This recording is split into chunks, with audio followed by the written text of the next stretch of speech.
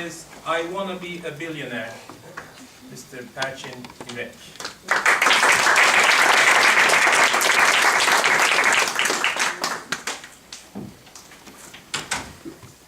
Let me tell you a story. I wanna be a billionaire, so freaking bad. Buy all of the things I never had. This looks harder than it sounds.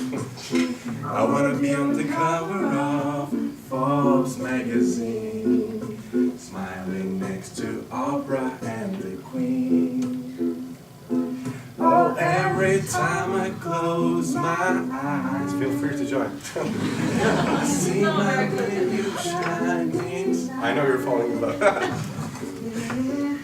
A different city every night. Oh, I swear the world better prepare when I'm a billionaire. Yeah, I would have a shoulder.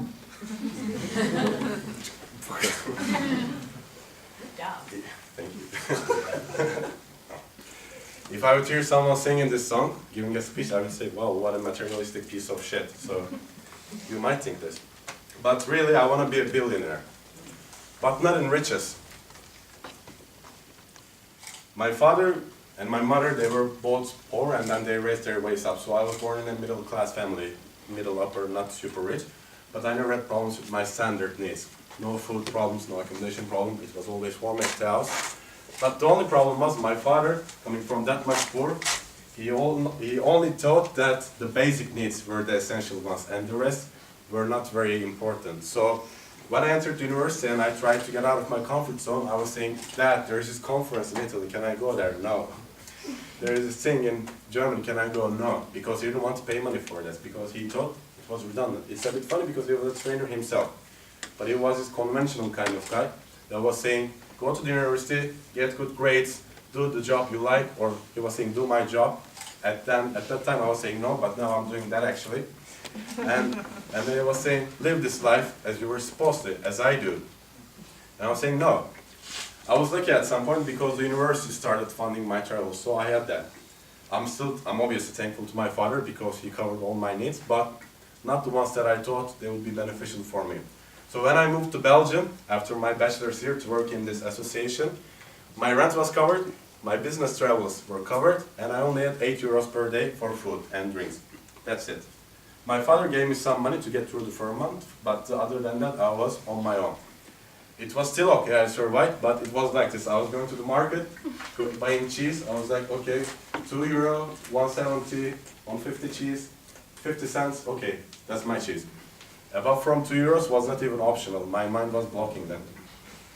So I was living a life like this. It was making me very happy. It doesn't change my happiness from then, where I have a little more money and that. But I came from, I know what it feels like to think about every cent on your way. A few years ago, I was working for the Australian consulate, and the secretary of one of the ministers came.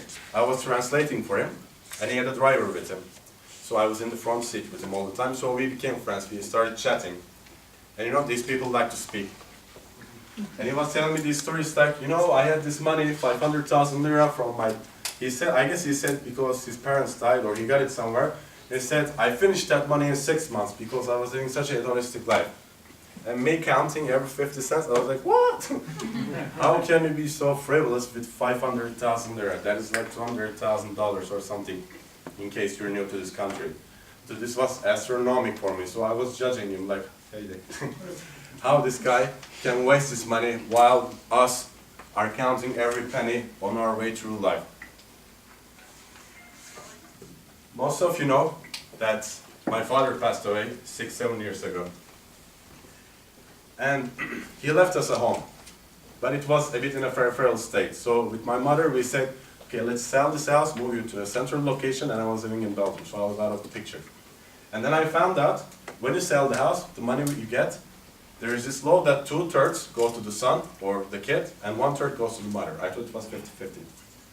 So we had, well, it's in my advantage obviously, but we had this agreement with my mom because she thought it wasn't fair. Now I also think so actually, but then I was also thinking if this is the law, there must be a reason for it. So we had some arguments about it, but at the end we came to a compromise. We didn't share exactly half. It was big money, it was around 500,000 lira, I can say. So there was like 50,000 lira difference on the money I got and on the money she got. So she got less, I got more. I had this mentality, I'm young, I need this money, blah, blah, whatever. And then I also had this mentality. I said, this is my father's money.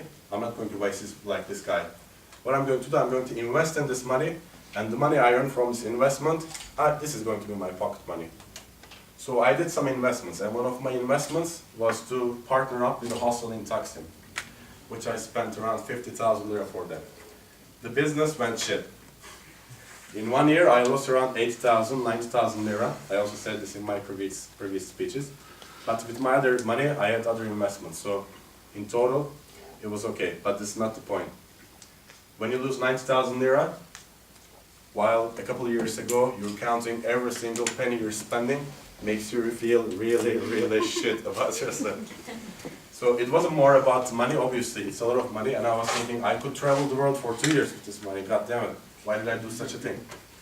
But I was also thinking, okay, this was my father's money, and I betrayed that money, so I felt very bad about myself. But at some point, I stopped feeling that way, and I tried to turn what I learned into an advantage, which I can tell you in another story. So some of my other investments, I'm making some money and all. And all this experience has been very beneficial for me.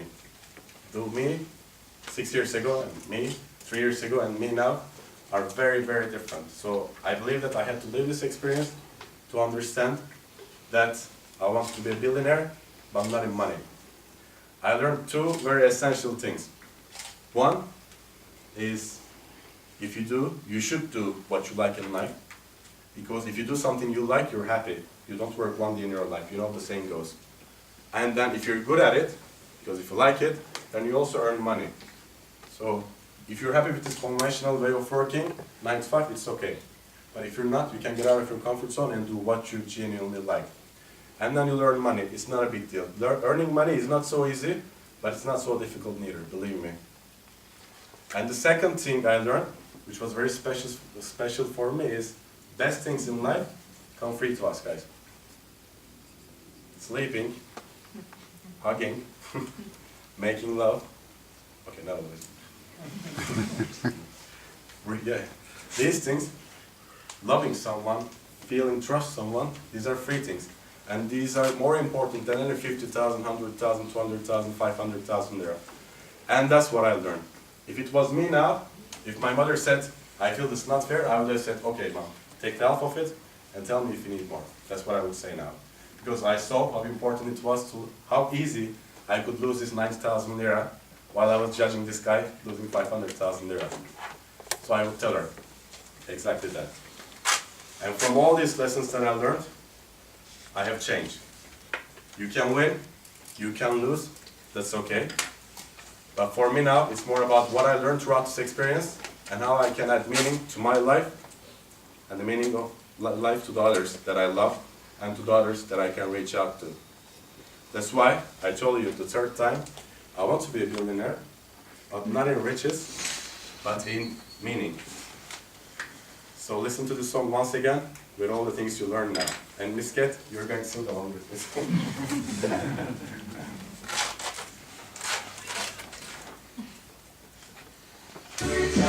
Close my eyes, I see the way you shining bright.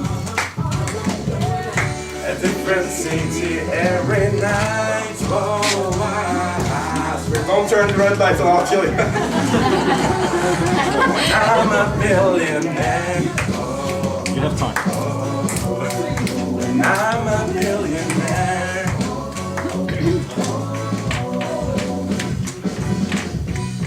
I wanna be a billionaire so fucking bad.